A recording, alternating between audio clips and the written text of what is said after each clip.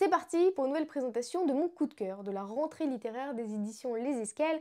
Il s'agit d'un texte de Marie Pavlenko qui s'appelle Traverser les montagnes et venir naître ici, qui est un texte que j'ai trouvé très original dans sa manière de parler du deuil, du chagrin, de l'exil, de la solitude. Et bon, au tout début, c'est un livre, un des premiers livres, je crois, que j'ai reçu de cette rentrée littéraire. Et en lisant la quatrième de couverture, j'avais peur d'être confrontée à des thèmes qui seraient très durs, comme le deuil, en tout cas des parcours de vie qui semblait très difficile, le parcours de vie d'Astrid et de Soraya, qui sont deux femmes qui vont se croiser, dont les destins vont se mêler et qu'on découvre au fur et à mesure des chapitres. Astrid, c'est une femme qui a une quarantaine d'années, qui a tout perdu.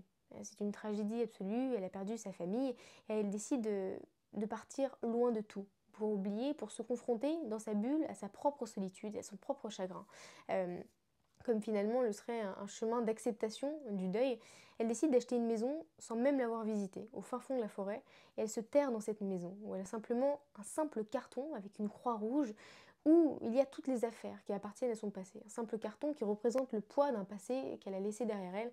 Et c'est un choix qui n'a pas forcément été accepté, ni par sa belle famille, ni par ses parents. On a l'impression que contre tous, elle part parce qu'elle a besoin de cette solitude, elle a besoin de ces instants seuls et elle va même pas chercher à parler à ses voisins, à ses voisines, elle veut vraiment être seule et confrontée à ses démons et simplement pouvoir accepter ce deuil, pouvoir faire son chemin toute seule.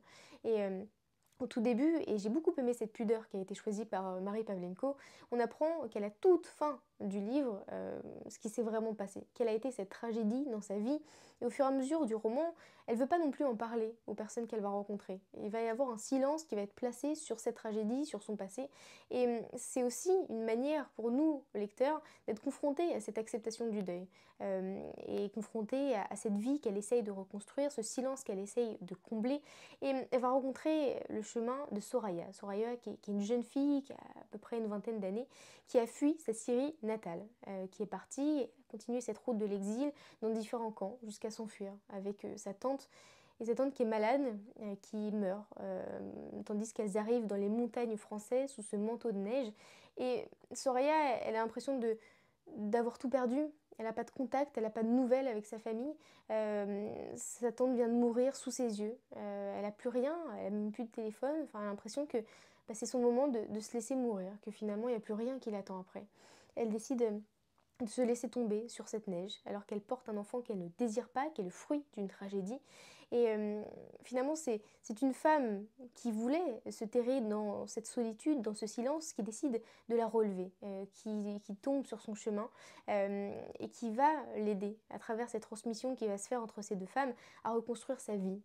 Et de cette maison qui était vouée au silence et au vide, finalement, il va y avoir toute une vie qui va se reconstruire à l'intérieur.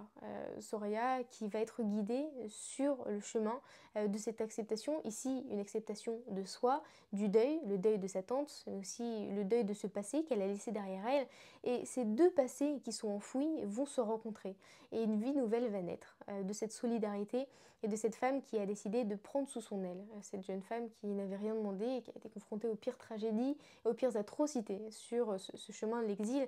Et vraiment, j'ai trouvé ça très beau de la part de Marie Pavlenko d'arriver à faire des thèmes, en tout cas qui sont très durs, comme le deuil, le chagrin, la solitude, des thèmes qui deviennent des thèmes lumineux. Elle arrive à faire du deuil un chemin de vie, elle arrive à faire du vide et de l'obscurité un chemin de lumière, où finalement on ressort de ce livre avec finalement ces images et ces destins, mais avec beaucoup d'espoir et beaucoup d'amour de cette transmission qui va se construire au fur et à mesure entre ces deux femmes qui vont apprendre à s'aimer toutes les deux, mais aussi à s'aimer elles-mêmes. Donc c'est un très joli livre qui s'appelle Traverser les montagnes et venir naître ici de Marie Pavlenko aux éditions Les Escales.